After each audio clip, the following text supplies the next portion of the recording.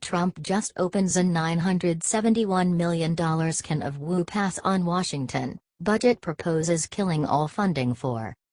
President Trump has expressed his aims of cutting back the government by dispensing with pointless organizations and representatives and by trimming consumptions to more reasonable levels. What's more, in the event that you could envision, the liberals are shocked. It shows up the Corporation for Public Broadcasting and the National Endowments for the Arts and Humanities are two organizations whose subsidizing is bound to be finished under the new budget proposal. Hollywood celebs have aroused to the reason in endeavors to mark Trump's proposed spending cuts as the worst-case scenario for arts groups. But here are the facts. However, defunding the Corporation for Public Broadcasting is unlikely to cripple either PBS or NPR. NPR received less than 1% of its revenue from the CPB, and PBS less than 7%, according to data from 2014 reported in The Washington Post. Via the Wrap.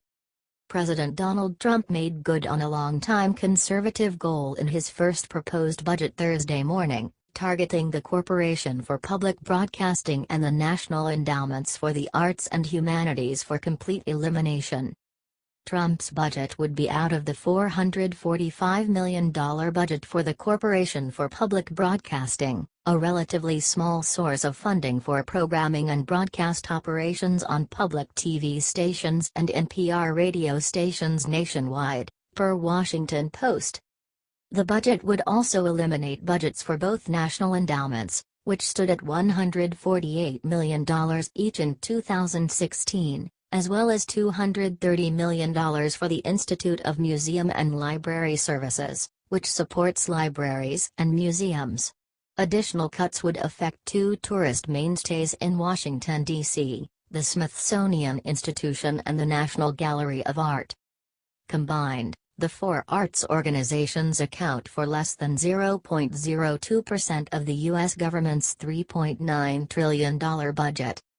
In 2016, the NE allocated $47 million to 50 states and 5 jurisdictions, funding that helped leverage $368 million from state governments to support arts organizations through more than 24,000 grants, according to the National Assembly of State Arts Agencies. In 2015, funding for the NE was almost one-third of what the U.S. budget allocated for military bands. Cutting financing for these offices is in all likelihood the initial phase in disposing of the loss over each level of the government, which is definitely required. The span of the government organization has become comparable with the national obligation, and if America will moderate the plunge towards economic disaster, important penances should be made. Public broadcasting and the arts and humanities will simply need to collect help from private residents, which is not hard to do. What do you think about this? Do not hesitate and write your thoughts in the comment section below. Thank you for reading. HT The Wrap.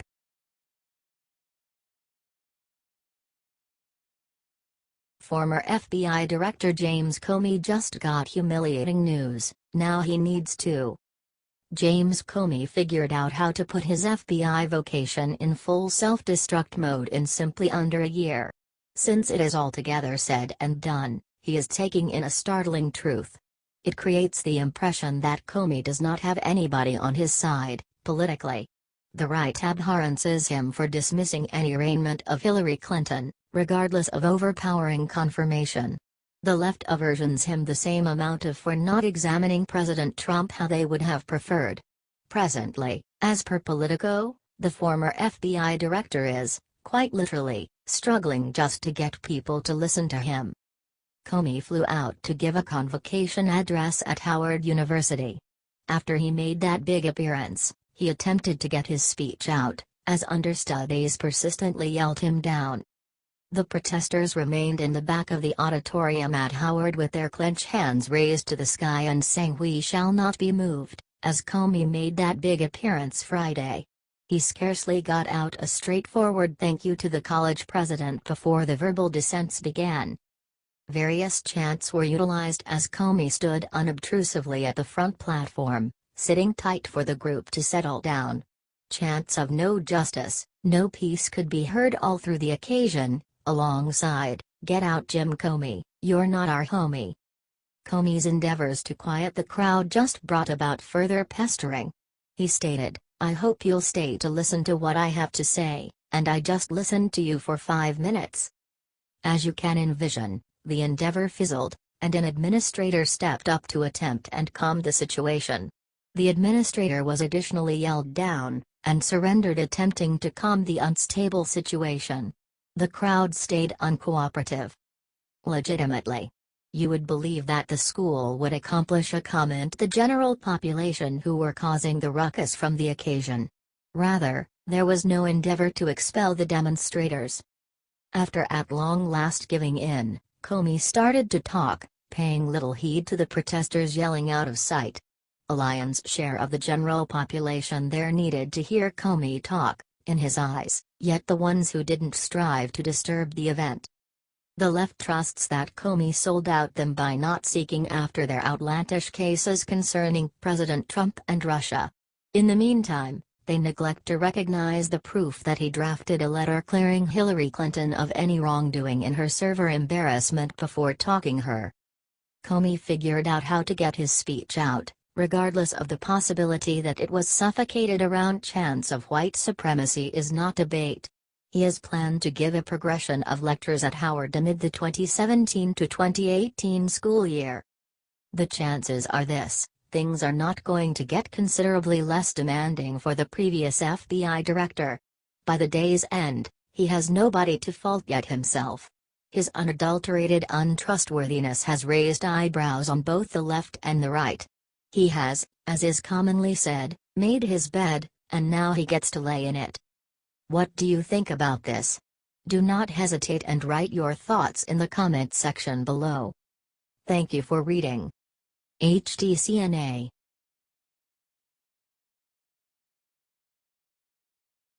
See who's just been indicted for obstruction of justice. FBI is in a blind panic. The FBI has had a troublesome time of it for a while.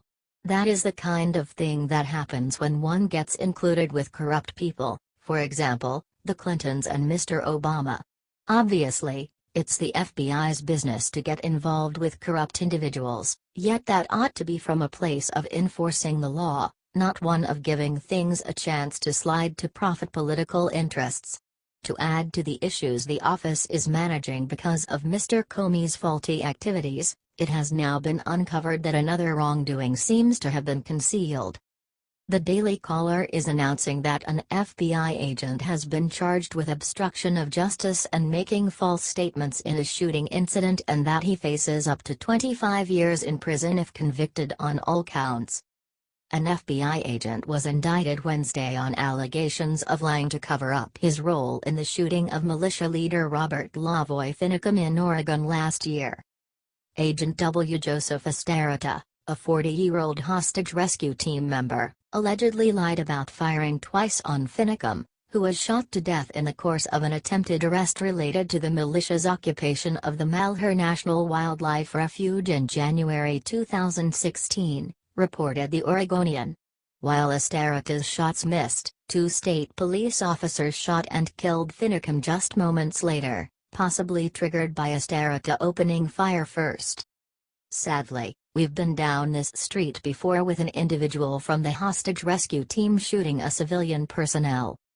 Finicum is seen getting out of the truck and walking through the snow with his hands up in surrender. He then makes a move to reach into his jacket, where the FBI said he was carrying a gun. At that point, one of the authorities walks up out of the woods and shoots Finicum dead from behind. The state police officers were deemed justified in shooting Finicum, a verdict which remains unchanged by Esterita's indictment, according to Oregon U.S. Attorney Billy J. Williams. Assuming, surely, Mr. Finicum was getting ready to start shooting at the police, they were totally legitimized in shooting him while safeguarding themselves. Then again, FBI Specialist Esterita's prosecution unmistakably demonstrates that he supported which he felt it important to conceal. What individuals, for example, Austerita and Comey neglect to comprehend is that the notoriety of the many fine operators who serve respectably in the FBI is discolored when they take part in faulty or illicit acts. In that sense, the individuals who present with unique excellence are victims of the kind of conduct. It might be that the FBI has a touch of the swamp in it that necessitates draining. What do you think about this? Do not hesitate and write your thoughts in the comment section below. Thank you for reading. HT The Daily Caller.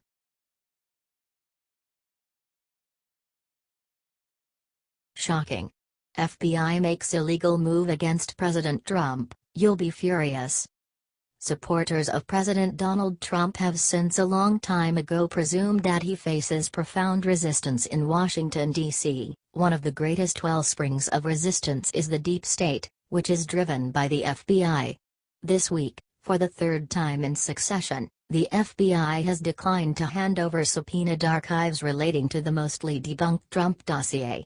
So far, both the FBI and the Justice Department have been stating no to the House Intelligence Committee, as indicated by the Gateway pundit. This is unlawful, as well as it brings up issues about the much-vaunted independence of the FBI. So far this week, the best law enforcement agency in the country has gotten a bruised eye. On Monday, previous Trump campaign manager, Paul Manafort, had his telephone lines tapped by the FBI.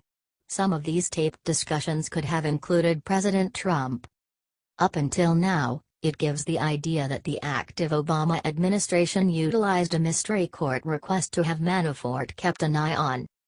One of the main thrusts behind the greater part of this deep state interest is the now generally disparaged Trump dossier that purportedly suggests or demonstrates that President Trump is being blackmailed by Russian intelligence services. This dossier was assembled by previous MI6 operator Christopher Steele. Steele now works with opposition research association Fusion GPS.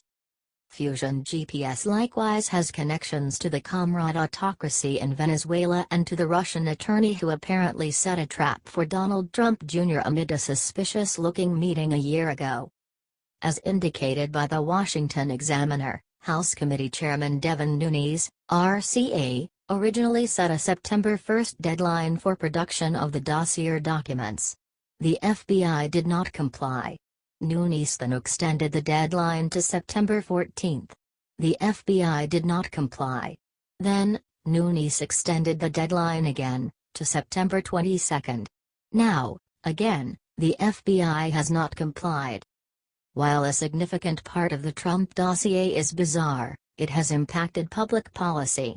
For example, before being fired, FBI Director James Comey referred to the dossier in a few briefings. Besides, now that Robert Mueller is examining some of President Trump's decisions, counting the terminating of Comey, the exceedingly lustful dossier is appreciating a moment life. Unless the full substance of this dossier is swung over to the House Intelligence Committee, at that point one is just left with the feeling that the FBI is attempting, frantically, to utilize this dossier as some sort of battering ram against the Trump White House. This story features not just the guileful energy of groups like Fusion GPS, yet additionally the way that in the present Washington, transparency is only a decent word that amounts to nothing. On the off chance that the Trump dossier is truly so touchy, at that point why keep it avoided the light of day? The Democrats have made a fiend's deal with the deep state out of their sheer contempt of Donald Trump. In the event that the deep state some way or another wins this war, at that point anticipate that the Democrats will endure under an engaged insight administration. The deep state needs to keep itself in power, and right now Donald Trump is a risk to that authority. What do you think about this? Do not hesitate and write your thoughts in the comment section below. Thank you for reading. HTCNA.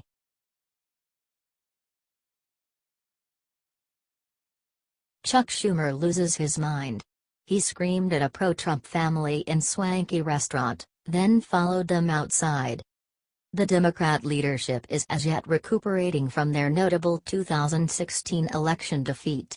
In a current occurrence, Senator Chuck Schumer lost his temper with a family eating at an upscale New York bistro, forcing them to flee. As per Fox News, patrons of the upscale Set Mezzo eatery in New York's Upper East Side had their supper hindered when Senate Minority Leader Chuck Schumer, DNY, began verbally hassling an all-around associated supporter of President Trump. Cafes at the eatery revealed to Page 6 that Schumer made a scene and was yelling at the female Trump supporter. Schumer supposedly took after the lady and her husband outside to proceed with his rage, shouting, "How could you vote for Trump? He's a liar." Prominent Democrat Joseph A. Califano Jr. was enjoying a peaceful supper with his better half, Hillary, when Schumer moved toward the New York couple. Califano served in as the Secretary of Health, Education, and Welfare under previous President Jimmy Carter. He likewise served in as the Residential Policy Advisor to the previous President Lyndon B. Johnson. Hillary Califano is the daughter of William S. Paley, founder of CBS. Regardless of being married to a prominent Democrat, Hillary Califano upheld and voted in favor of President Trump in the 2016 presidential race. As indicated by a witness who was eating at Set Mezzo, Chuck Schumer recognized the couple from over the room and moved toward their table. They are a highly respected couple, and Schumer made a scene, yelling, "She voted for Trump." The patron additionally expressed, the Califanos left the restaurant, but Schumer followed them outside. Chuck Schumer continued his tirade on the street, and was heard yelling, "How could you vote for Trump? He's a liar." He kept repeating, "He's a liar." Hillary Califano confirmed the story with Page 6 and clarified that Senator Schumer was really rude. "He's our senator, and I don't really like him. Yes, I voted for Trump. Schumer joined us outside and he told me Trump was a liar. I should have told him that Hillary Clinton was a liar, but I was so surprised I didn't say anything." Schumer denied that he lost his cool at the eatery. A representative for the congressperson clarified that Schumer and his wife ate at the cafe on Sunday, engaging in unremarkable conversation with patrons who approached their table. There were no heated exchanges with anyone. This is clearly rather than Hillary Califano's announcements. This is not the first run-through Democrat leader Chuck Schumer let his feelings defeat him. Not long ago, Chuck Schumer broke down into tears while endeavoring to condemn President Trump's executive order temporarily blocking movement from 7 Muslim Greater Part nations.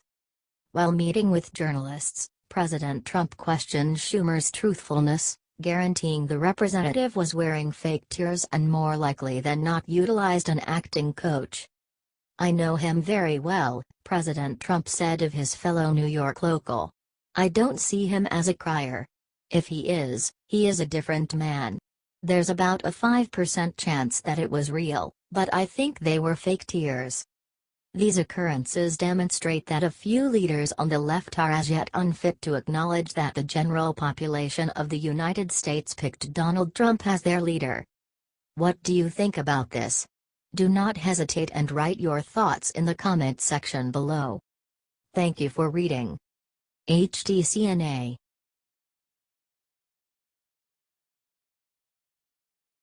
See what Mexico took away from America. President Trump is shocked. Mexico has been soaking up the United States for God knows how long. Between the immeasurably unreasonable NAFTA agreement to the encouragement of its residents to overstep U.S. government immigration laws by jumping the border, our citizens in this nation have been balanced an exceptionally costly bill.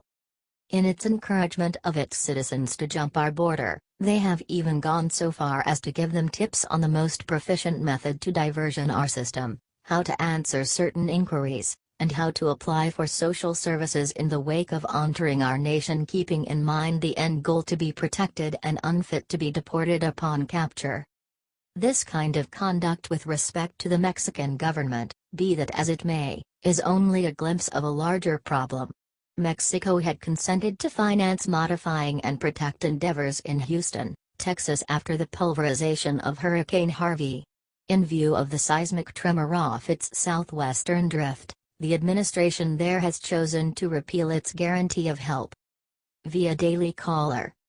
In a wake of a massive earthquake that struck Mexico last week, Mexican officials decided to pulling aid to Hurricane Harvey victims in Texas, Reuters reported. The Mexican Foreign Ministry said in a statement Monday that after the earthquake, Mexico could no longer offer food, beds, generators, mobile kitchens, doctors, and other supplies that they initially planned to send. Given these circumstances, the Mexican government will channel all available logistical support to serve families and communities affected on national territory, the Mexican government said. At the time, the Mexican Consul General Francisco de la Torre Galindo said the collaboration between the U.S. and Mexico was needed. The offer for help and collaboration recognizes a reality, said Galindo. We live in the same neighborhood called North America. We cannot be distant neighbors, not anymore, not ever. Texas Governor Greg Abbott estimated that the damage sustained by Texas as a result of Hurricane Harvey ranges between $150 billion to $180 billion. President Donald Trump signed a $15 billion relief bill on Friday, which included a short-term suspension of the debt ceiling, a bipartisan deal he made with Democratic leaders Nancy Pelosi and Chuck Schumer. This circumstance might be more about the way that ICE operators are working extra minutes in catches and extraditions of illegal aliens than it is about seismic tremor casualties. Actually, it's a decent bet that Mexico is doing this as a kind of in-reverse comeuppance to Americans for the election of Donald Trump. Whatever the reason, I've additionally been an advocate of, on the off chance that you shake hands on something or guarantee something, you would do well to deliver. The long and shy of this story is that Mexico can't be trusted in even the empathetic department. What do you think about this? Do not hesitate and write your thoughts in the comment section below. Thank you for reading. HT The Daily Caller.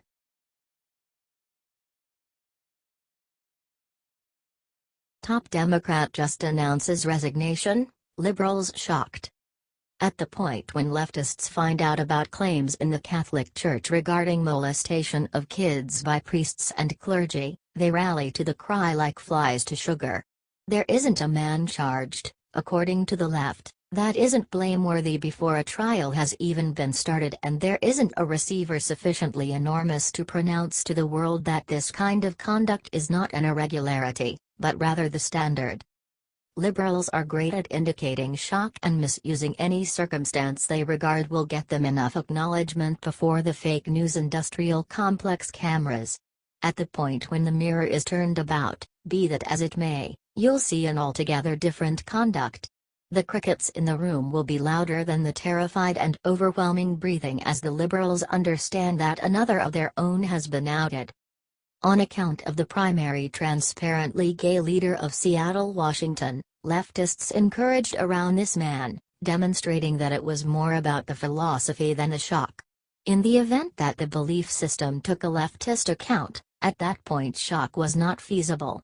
With the chairman, the assertions of sexual attack of young men when they were extremely youthful was more than the left was eager to remain behind. In this way, they remained back as he put forth his expression that he had done nothing incorrectly, but via the blaze. After months of battling accusers who said he had molested them as children, the mayor of Seattle is resigning from his position. Seattle Mayor Ed Murray announced Tuesday that he intended to resign just hours after the latest allegation was revealed from a fifth accuser. Murray is a Democrat and the first openly gay mayor of Seattle. While the allegations against me are not true, it is important that my personal issues do not affect the ability of our city government to conduct public business, he said in a statement. To the people of this special city and to my dedicated staff, he added, I am sorry for this painful situation. In July, the Seattle Times uncovered a CPS report about his alleged abuse that was previously believed to have been destroyed. The Oregon Child Protective Services report concluded in 1985 that Murray had molested his foster son. In the professional judgment of this caseworker who has interviewed numerous children of all ages and of all levels of emotional disturbances in relation to sexual abuse, the report read, Jeff Simpson was sexually abused by Edward Murray.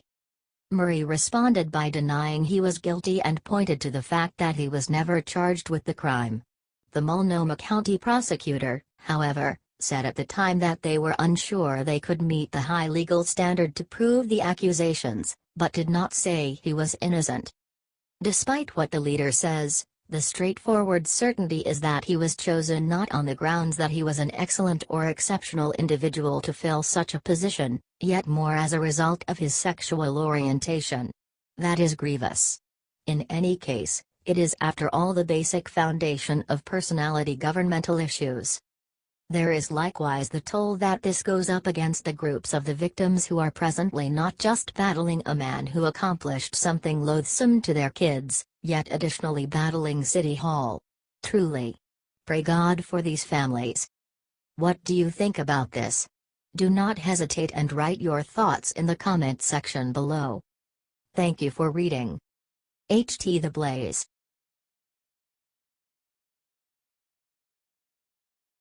Caught red-handed. Famous Democrat caught committing sex crime.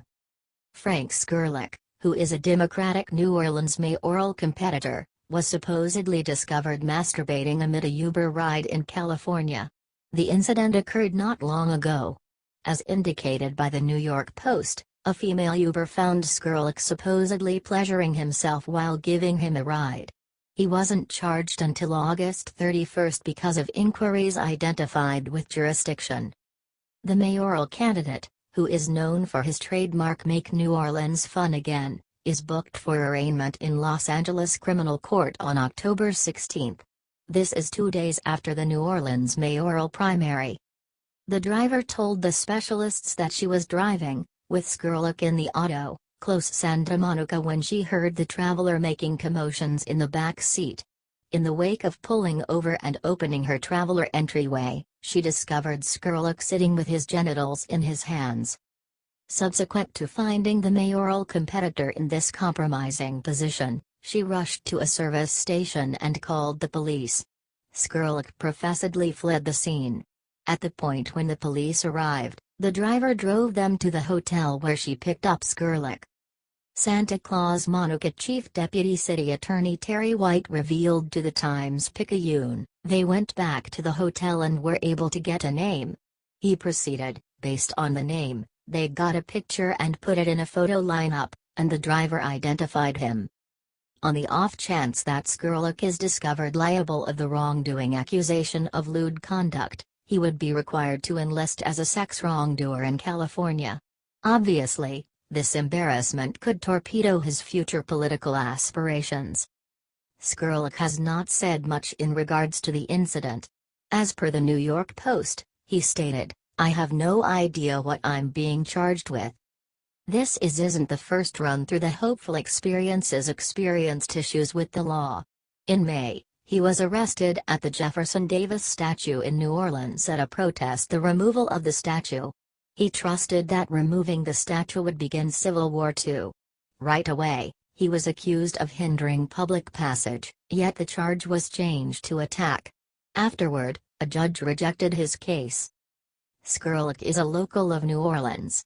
He is the child of John Skurlock, the founder of Spacewalk Incorporated, which is an organization that manufactures bounce houses. This story is the most recent in a progression of sex embarrassments including Democratic government officials. Prior this month, Seattle Mayor Ed Murray was forced to resign after being blamed for sexually abusing a youngster. It was the fifth allegation of this sort was leveled against the troubled chairman. Murray has denied the assertions. The most well-known embarrassment includes previous U.S. agent Anthony Weiner, who supposedly sent improper pictures to underage females. He is right now confronting charges of transferring obscene material to a minor. He is the prospective ex of Hillary Clinton associate Huma Abedin. Government officials on the two sides of the aisle have had their offer of stories including sexual offense. Notwithstanding, It appears that of late, it has been Democratic government officials who have collected the most consideration. What do you think about this? Do not hesitate and write your thoughts in the comment section below. Thank you for reading. HTCNA